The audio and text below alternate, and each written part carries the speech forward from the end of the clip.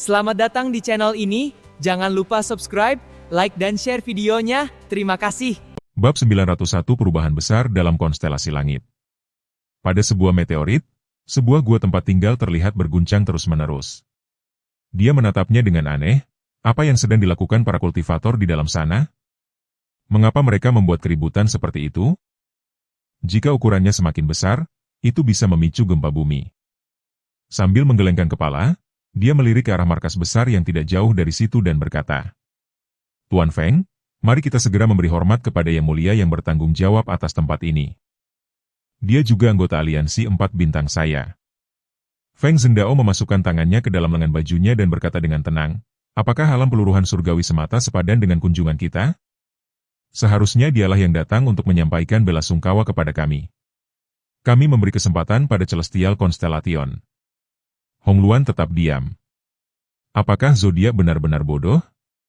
Sebelumnya, mereka telah sepenuhnya mengabaikan rasi bintang di langit, menganggapnya sebagai bidak catur yang tidak berharga. Sekarang setelah Anda datang untuk merundingkan aliansi, apakah Anda masih begitu sombong? Seolah bisa membaca pikirannya, Feng Zhendao mencemooh, kekuatan konstelasi surgawi itu tidak berarti. Dengan hanya sedikit orang di tahap pertama kemerosotan surgawi, hanya ada sedikit orang di tingkat ke-9 dari tahap jiwa yang baru lahir. Seandainya mereka tidak bisa berbagi sebagian kekuatan tempur dari roh jahat, kami, kursi Xia Yao, bahkan tidak akan melirik mereka 2 kali. Hong Luan tidak berdaya. Kata-kata ini mungkin terdengar kasar, tetapi itulah kebenarannya. Setelah menderita kerugian besar dalam pertempuran melawan kuil Tiangan 800 tahun yang lalu, konstelasi Tianxing semakin melemah akibat pertempuran melawan roh jahat 200 tahun yang lalu. Ia memusnahkan semua anggota kuat dari konstelasi tersebut. Sekarang kondisinya semakin memburuk, dan kekuatan keseluruhannya kurang dari 1/10 kekuatan rasi bintang Nua dan Ephemeral. Tidak realistis untuk mengharapkan konstelasi surgawi secara langsung melawan roh jahat. Peran terbesar mereka adalah menarik sebagian pasukan roh jahat, sehingga mengurangi tekanan pada 2 konstelasi lainnya. Dia menghela napas pelan, "Tuanku memintaku untuk membawa beberapa pil pengurangan debu kelas rendah, dengan harapan dapat memberikan sedikit bantuan kepada konstelasi Tianxing."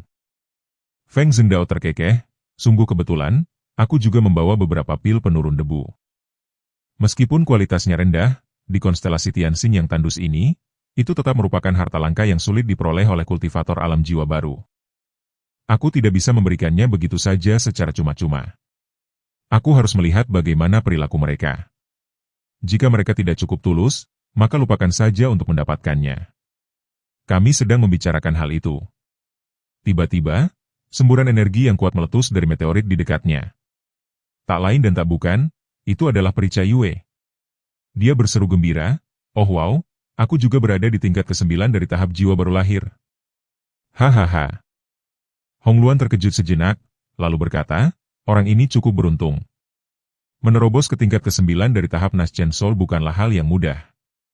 Kata-kata itu bahkan belum sepenuhnya keluar dari mulutnya. Aura lain dari tingkat ke-9 tahap Naschen Soul melesat ke langit dari meteorit tersebut. Tak lain dan tak bukan, dia adalah Yang Mulia Jin Yu. Wajahnya berseri-seri penuh sukacita saat berkata, "Terima kasih banyak kepada Peri Bulandara karena telah menerima murid yang begitu baik. Saya telah banyak mendapat manfaat darinya. Aku akan berterima kasih padanya dengan sepatutnya nanti atas kerja kerasnya." Kemudian, aura lain dari kultivator Naschen Soul tingkat 9 melesat ke langit. Tentu saja, ini yang terakhir, Overlord Moon. Hahaha, aku juga sudah berhasil menembus ke level ke-9 dari tahap Naschen Soul. Gua bulan pemakaman kuno kami memiliki 3 kultivator jiwa baru lahir tingkat 9, ditambah 1 kultivator transformasi dewa, menjadikannya sekte nomor 1 di konstelasi surgawi. Hong Luan berkedip. "Tidak, ini tamparan di muka. Aku baru saja mengatakan bahwa menembus ke level ke-9 dari tahap Naschen Soul itu tidak mudah, dan 3 diantaranya muncul berturut-turut di meteorit kecil ini. Namun ini bukanlah akhir. Guru, saya juga telah mencapai tingkat ke-8 dari tahap jiwa yang baru lahir." Yu Qinging berlari ke sisi Peri Cai Yue, wajahnya penuh kegembiraan. Senyum Peri Cai Yue menghilang, dan dia menusuk dahinya, "Kau masih tersenyum. Kau hanya mendapatkan 1 pil pembersih debu. Tahukah kau berapa banyak nalansin yang diterima dari Istana Abadi Kuno? 4. 4 penuh. Kau bahkan tidak tahu bagaimana memanfaatkan kedekatanmu, dan kau membiarkan bocah dari istana abadi kuno menuai hasilnya. Tidakkah kau malu? Semakin dia memikirkannya, semakin dia menjadi marah. Kecantikan Ming Ming Yue Qingying tidak kalah dengan Nalan Xin, dan dia juga teman sekelas Yao Qingyu. Tidak mungkin dia akan membiarkan hal sebaik itu jatuh ke tangan orang luar. Akibatnya, Nalan Xin menjadi wanita yang disetujui Yao Qingyu. Yu Qingying bukanlah apa-apa. Wajah Yu Qingying muram, dan dia bergumam, dia punya seorang ahli yang mengatur pernikahan untuknya. Lalu apa yang kumiliki? Guru tidak becus, namun kau menyalahkan muridmu. Peri Cai Wei sangat marah dan hendak memarahinya.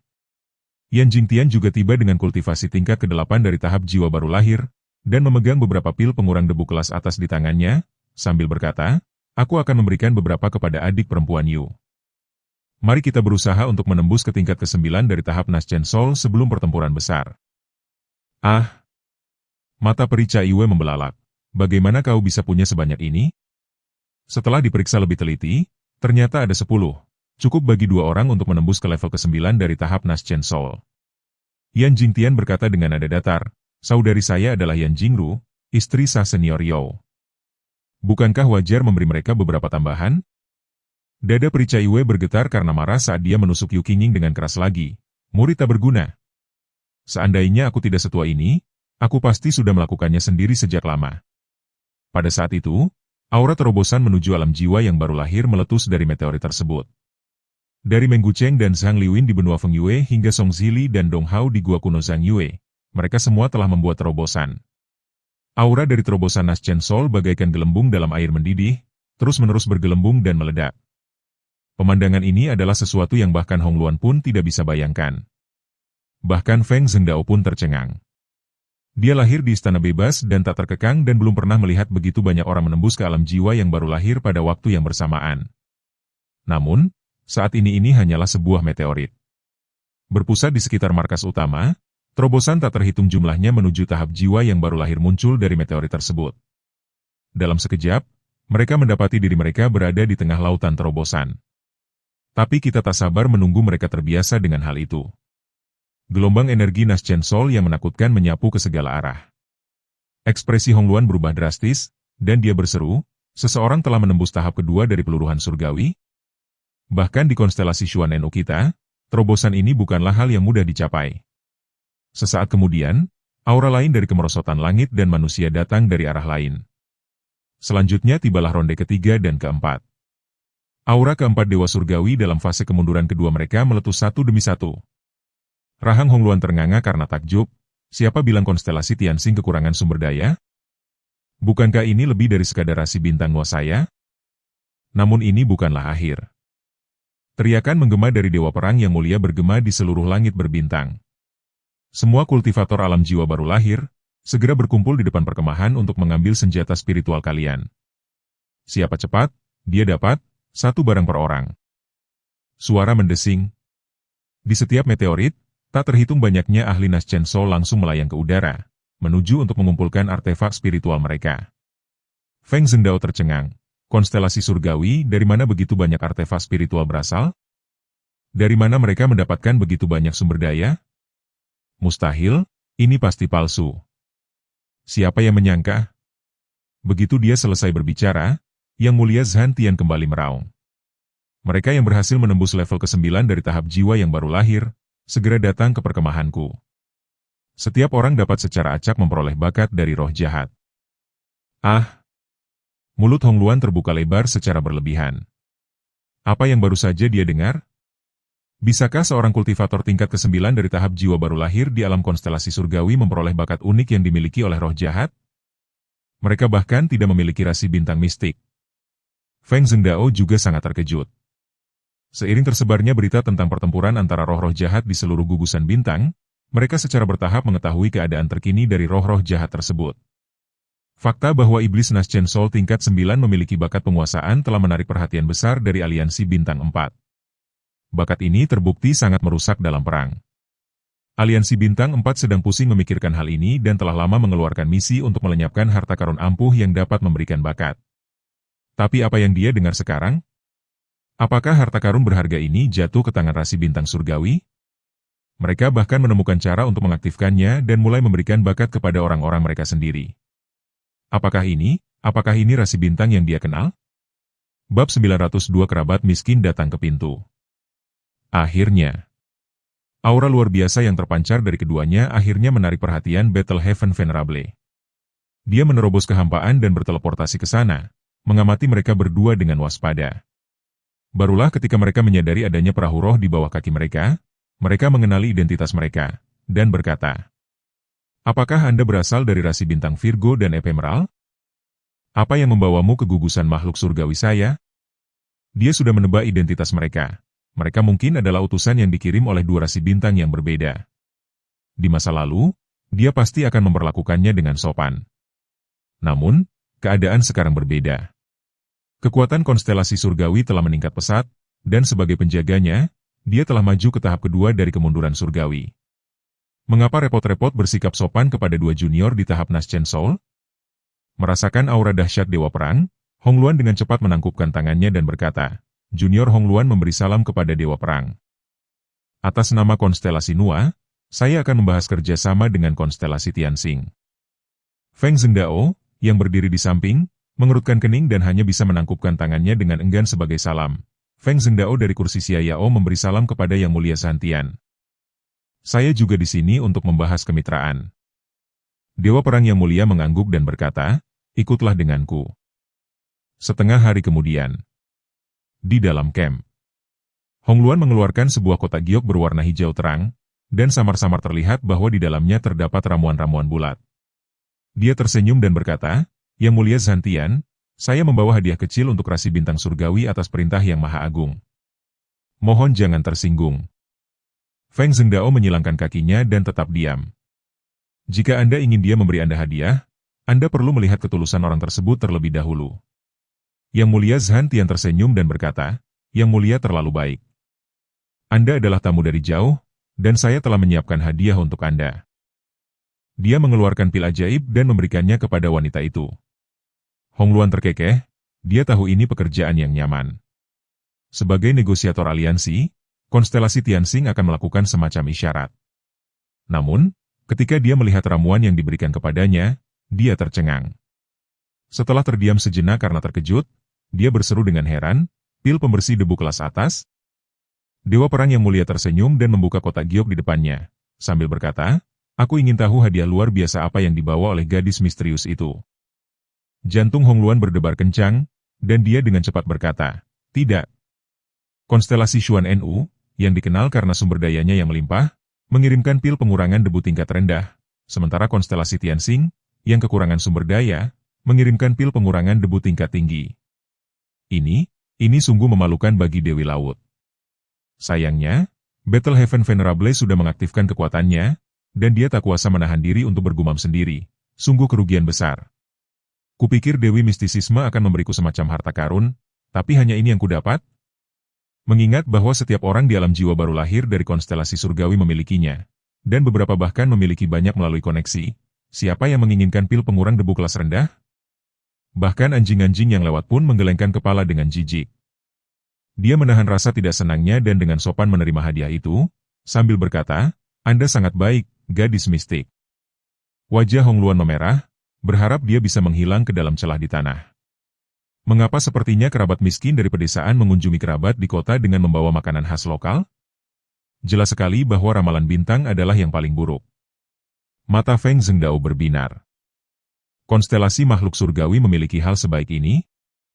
Mengapa kamu tidak mengatakannya lebih awal? Dia dengan cepat mengeluarkan beberapa botol pil penurun debu kelas rendah dan berkata sambil tersenyum ramah, Yang Mulia Santian, ini adalah hadiah kecil yang disiapkan oleh sekte Xia Yao kami. Mohon terima ini sebagai hadiah. Dewa Perang Yang Mulia sudah pernah tertipu sekali, dan hatinya hancur. Melihat ada orang lain yang datang untuk menipunya demi pil penurun debu kelas atas, dia segera berkata, Tuan Muda Feng, Anda terlalu baik. Kita semua berasal dari aliansi 4 bintang, mengapa repot-repot memberi hadiah? Cepat ambil kembali. Wajah Feng Zhendao memucat, dan dia dengan canggung mengambil kembali hadiah itu. Aku sangat menyesalinya. Bukankah akan lebih baik jika aku mencabutnya lebih awal? Mereka hanya bisa menyaksikan tanpa daya saat Hongluan menuai keuntungan besar. Dewa Perang yang Mulia berkata dengan hikmat, aku tidak tahu pesan apa yang kau bawa dari dua rasi bintang utama. Aku siap mendengarkan. Hong Luan melihat sekeliling dan bertanya, Senior Zhantian, apakah Anda memiliki seorang Taois bernama Yao Qingyu? Dewa Perang yang Mulia mengangkat alisnya. Astaga, bahkan orang-orang yang berada sejauh konstelasi gadis misterius pun tahu tentang Yao Qingyu. Dia tampak senang dan bertanya, mengapa Anda menanyakan tentang dia? Hong Luan berkata, saya ingin mengundangnya untuk berpartisipasi dalam negosiasi. Dengan baik. Dewa Perang yang Mulia melirik sebuah meteorit yang bergetar di langit berbintang yang jauh, dengan ekspresi gelisah di wajahnya, dan berkata, Saudara Taois Yao saat ini sedang sibuk dan tidak dapat meluangkan waktu. Hong Luan bertanya dengan heran, apa yang sedang dia sibukkan? Adakah hal yang lebih penting daripada aliansi tiga rasi bintang utama? Batuk-batuk. Dewa Perang yang terhormat terbatuk pelan, tidak pantas untuk diungkapkan, tetapi ini adalah peristiwa besar dalam hidup. Hong Luan menjadi semakin penasaran. Apa yang sedang Yao Qingyu kerjakan? Dia juga ingin menakut-nakuti Yao Qingyu dengan menyamar sebagai utusan. Karena kecewa, dia mulai berbicara dengan Yang Mulia Zhantian. Negosiasi antara ketiga pihak berjalan sangat lancar. Karena keduanya membutuhkan bala bantuan dan memiliki musuh bersama, yaitu roh jahat, mereka jarang sekali berselisih. Hong Luan berseri-seri gembira dan berkata, kalau begitu, mungkin sudah diputuskan. Kami sepakat bahwa rasi bintang manapun yang diserang roh jahat terlebih dahulu, dua rasi bintang lainnya harus datang membantunya. Dewa Perang yang Mulia tersenyum lebar. Ini jelas sangat menguntungkan bagi konstelasi surgawi. Konstelasi langit telah berubah dari bidak catur menjadi sekutu. Jika gugusan bintang itu mati, dua gugusan bintang lainnya akan berada dalam situasi yang jauh lebih buruk. Oleh karena itu, suka atau tidak suka, mereka perlu mengirimkan individu-individu yang kuat untuk membantu gugusan benda langit tersebut dalam memastikan kelangsungan hidupnya. Feng Zhenggao mengangguk dan berkata, kami akan meminta detail spesifik kepada Yang Mulia, seperti berapa banyak orang yang harus dikirim, kapan harus dikirim, dan tingkat kekuatan para pengirim, setelah kami kembali. Yang Mulia Konstelasi juga harus memberikan informasi terperinci. Ketika waktunya tiba, kirimkan utusan ke konstelasi Xiayao saya. Setelah kedua belah pihak sepakat bahwa tidak ada masalah, kita dapat menandatangani kontrak. Dewa Perang yang Mulia mengangguk gembira. Bagus. Mata Hong Luan melirik ke sekeliling. Lalu dia berkata, aku, Xuan Nu, punya permintaan. Artinya, kita harus mengirim Yao Qingyu sebagai utusan ke tahta Xuan Nu-ku. Yang Mulia Surgawi merasa bingung. Mengapa Dewi Urusan Mistik begitu penasaran dengan Yao Qingyu? Dia merenung, mungkinkah seseorang di rasi bintangmu menghargai sesama Taois kita, Yo? Hong Luan tersenyum pura-pura. Dia sudah dewasa, tetapi dia melakukan lebih dari sekadar mengagumi rekan Taois Yo. Aku masih memikirkannya siang dan malam, dan tidak bisa melupakannya. Bergantunglah. Zhan Tianzun hendak mengumpat ketika dia menyadari bahwa seorang wanita mengincar Yao Qingyu. Pesona pria ini terhadap wanita sangat luar biasa, sampai-sampai pria parubaya seperti dia pun ingin meninjunya. Dia berkata dengan kesal, baiklah, aku yang akan mengambil keputusan. Biarkan dia menjadi utusannya. Hong Luan dan Feng Zhenggao bangun untuk mengucapkan selamat tinggal. Kedua pria itu naik ke perahu roh dan kembali. Saat mereka melewati meteorit yang menyebabkan gempa bumi, Hong Luan berhenti, terdiam. Apakah ini semacam keterampilan ilahi yang tak tertandingi yang sedang dipraktikkan? Keributan itu sangat keras dan berlangsung sangat lama. Saat aku sedang bergumam sendiri, gempa akhirnya berhenti. Pintu batu gua di pusat gempa terbuka dengan bunyi dentuman keras. Yao Qingyu, mengenakan jubah yang terbuka, dipenuhi bekas lipstik merah, dengan rambut acak-acakan dan tampak agak lusuh, berjalan keluar sambil bersandar di dinding. Dia menarik napas dalam-dalam menghirup udara segar dan berkata, hahaha, aku harus lebih menahan diri di masa depan. Bahkan tubuh kultivator Naschen Soul pun tak sanggup menahan beban ini lagi. Hong Luan mengedipkan mata besarnya yang polos dan menatap dengan heran pada Yao Qingyu, yang tiba-tiba muncul. Ketika pandanganku tanpa sadar melayang ke dalam gua, aku melihat dua pasang kaki seputih salju. Wajahnya langsung memerah. Apakah ini peristiwa penting dalam hidup Yao Qingyu yang sedang ia nantikan? Gempa bumi yang sangat dahsyat, apakah ini penyebabnya? Apakah kamu akan membawa sepasang? Dia menutup matanya dan berteriak, dasar mesum.